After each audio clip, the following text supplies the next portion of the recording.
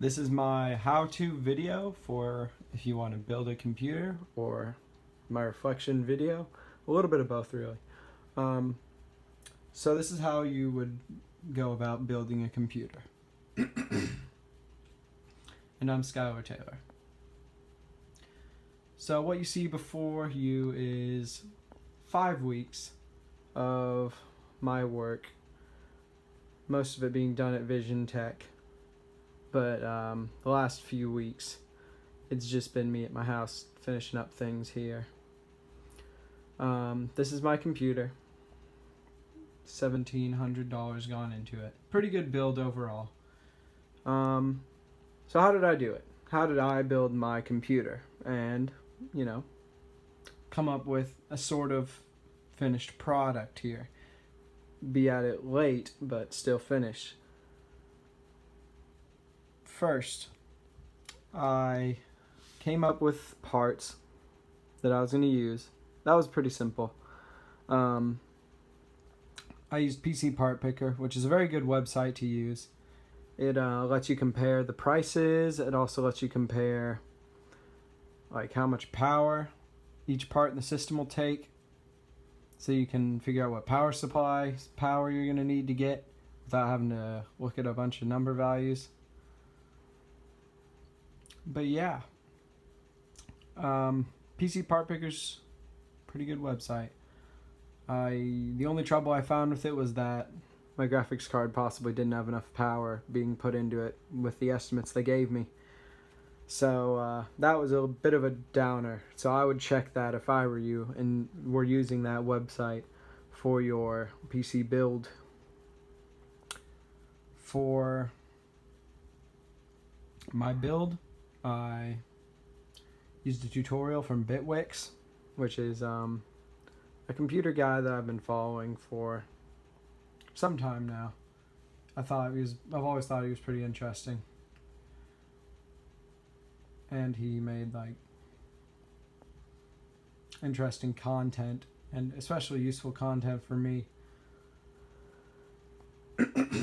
So the build process, it was sort of a challenge because a lot of the things were sort of confusing to me. Like it was just like building a computer for the first time. Some things that you just don't see quite as well as an experienced builder would see, like cables and all that stuff, and like making sure that everything's where it needs to be. That was my biggest problem, was figuring that out.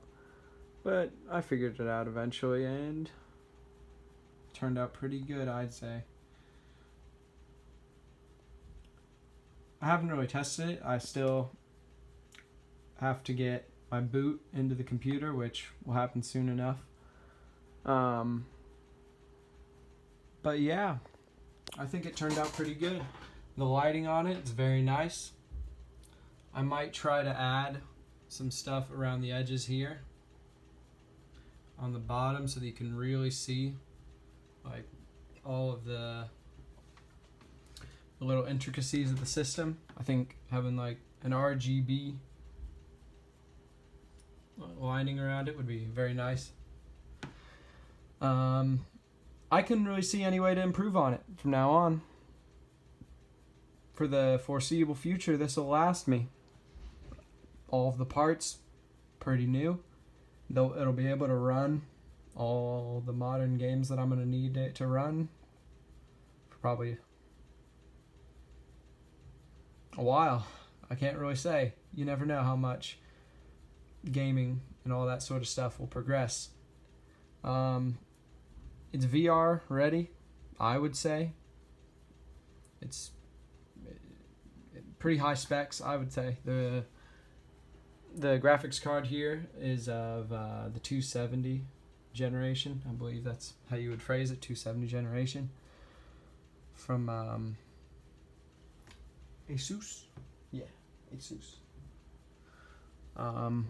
But yeah, graphics card's pretty good. Along with the troubles, I guess I should get back to that. I sort of went off on a tangent there. Along with the troubles that I had was actually getting the computer to start up. And I'm pretty sure that I've narrowed down the issue to the fact that the front panel connectors, which sort of right here, you can't really see because it's black, but you know, they're right there. And the power switch thing was in backwards, which led to the board like shorting, I guess, sort of. But yeah, I went through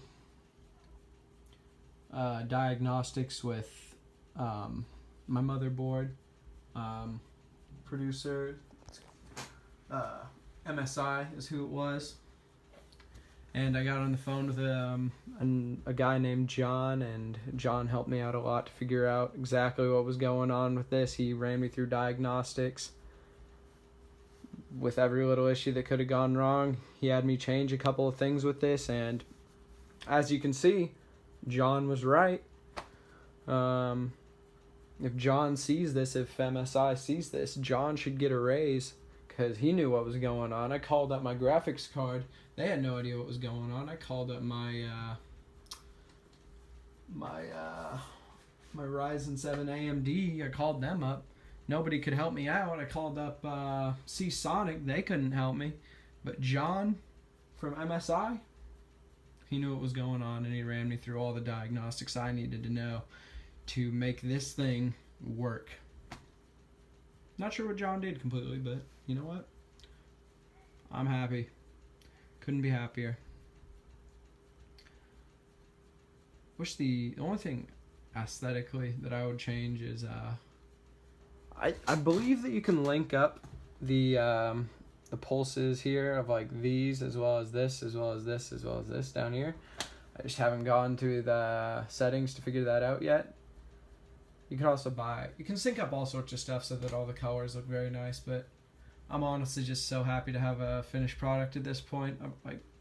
The computer build has been stressing me out for a while because it hasn't been working, but today, you know, I got the thing going.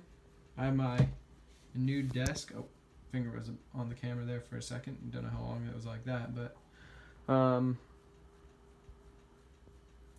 yeah, I've got my new desk here, new headset.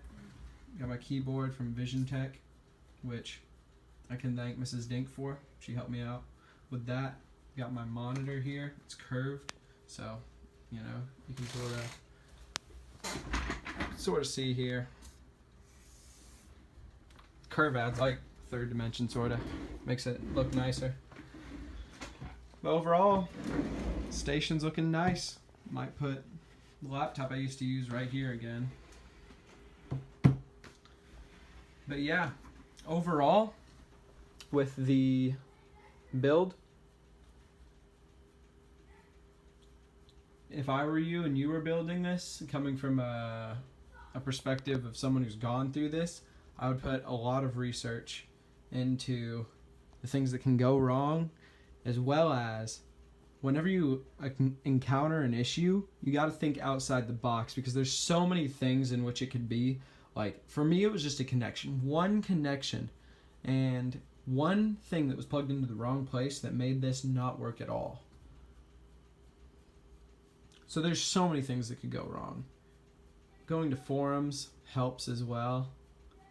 But I would call up tech support, really. Having another human being to help you as you go through the build process, or not through the build process, but if you encounter an issue, then, you know, you'll check, like, cables here, check. Cables here, check. Maybe you can run it with only one RAM, check. You can run it maybe without the graphics card, check. You know, look at all these little cables down here. That's all the things we checked. It took me only 45 minutes, and I came up with a solution that was taking me weeks and weeks to figure out. Like, I would not have done it if I hadn't called that person up. Like, really. I was about to return my motherboard because I thought it was busted. But in all actuality, just got to look outside the box, take a step back, find some help, talk to an expert, and you'll be just fine with the PC build process.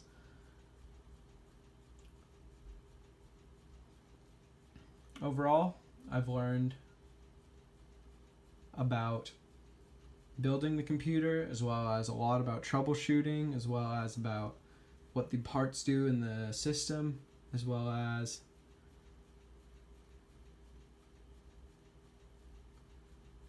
well,